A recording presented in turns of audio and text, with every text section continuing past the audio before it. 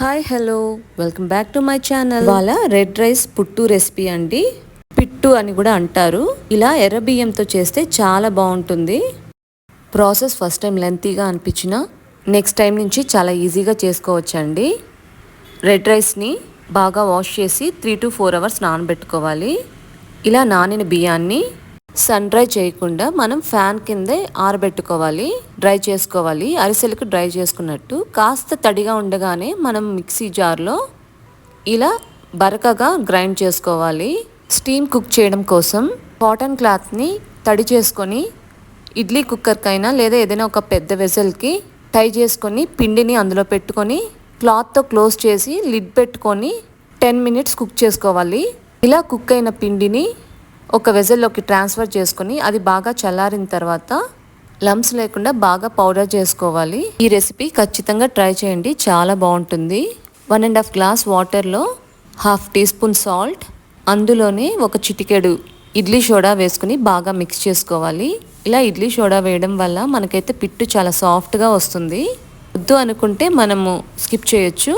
చల్లారిన పిండిని ఒక మిక్సింగ్ బౌల్లోకి తీసుకొని వాటర్ని అట్ ఎ టైం చల్లకుండా కొంచెం కొంచెం చల్లుకుంటూ బాగా మిక్స్ చేసుకోవాలి. లంప్స్ లేకుండా బాగా కలుపుకుంటూ మిక్స్ చేసుకోవాలి.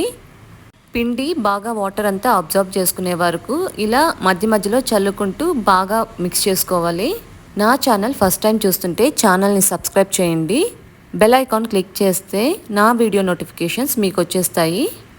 ఓపికగా మధ్య మధ్యలో వాటర్ చల్లుకుంటూ బాగా కలుపుకోవాలి.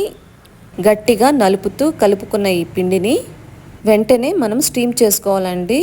పిండి వాటర్ని బాగా అబ్జర్వ్ చేసి రెడీ అయిన తర్వాత స్టీమ్ కోసం మళ్ళీ క్లాత్ పెట్టుకొని అందులో పిండిని వేసుకొని లంప్స్ లేకుండా వేసుకోవాలి. చెక్ చేసుకుంటూ ఇలా చిన్న లంప్స్ ఉంటే మనం వాటిని చేత్తో నలిపేసుకోవాలి. ఇలా పిండిని అంతా క్లాత్లో పెట్టేసి క్లాత్ని క్లోజ్ చేసుకొని మీడియం ఫ్లేమ్లో ఖచ్చితంగా 20 to 25 minutes అయితే కుక్ చేసుకోవాలండి. ఇలా స్టీమ్ కుక్ చేసిన పిండిని మనం మూత తీసుకొని అది కుక్ అయిందా లేదా అన్నది ఒకసారి చెక్ చేద్దాము. చూసారా ఎంత పర్ఫెక్ట్గా వచ్చిందో.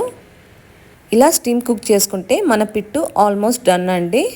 ఇప్పుడు ఈ వేడి వేడి పిట్టుని మరో బౌల్లోకి ట్రాన్స్ఫర్ చేసుకొని ముందుగా తురుముకున్న 1 cup పచ్చి కొబ్బరి, మన టేస్ట్కి తగ్గట్టు షుగర్ ఆర్ జాగరీ పౌడర్, ఇలాచీ పౌడర్, 1/2 cup నెయ్యి వేసుకొని బాగా మిక్స్ చేసుకుంటే చాలా టేస్టీగా డెలిషియస్గా యమ్మీగా ఉండే రెడ్ రైస్ పుట్టు అయితే రెడీ అయిపోతుందండి. మీలో ఎంతమందికి ఈ రెసిపీ తెలుసు నాకైతే కామెంట్ బాక్స్లో కామెంట్ చేయండి. మీరు ఇలాంటి రెసిపీస్ లైక్ చేస్తారా? ఈ రెసిపీని ఫస్ట్ టైం చూస్తుంటే ఖచ్చితంగా ట్రై చేయండి.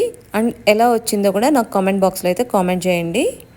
ఇలాంటి మరెన్నో వీడియోస్ కోసం ఛానల్ సబ్స్క్రైబ్ చేయండి అండ్ ఫ్యామిలీ అండ్ ఫ్రెండ్స్తో లింక్ని షేర్ చేయండి. ఇదండి ఇవాల్టి పిట్టు. Do subscribe, like, share and comment. Bye bye.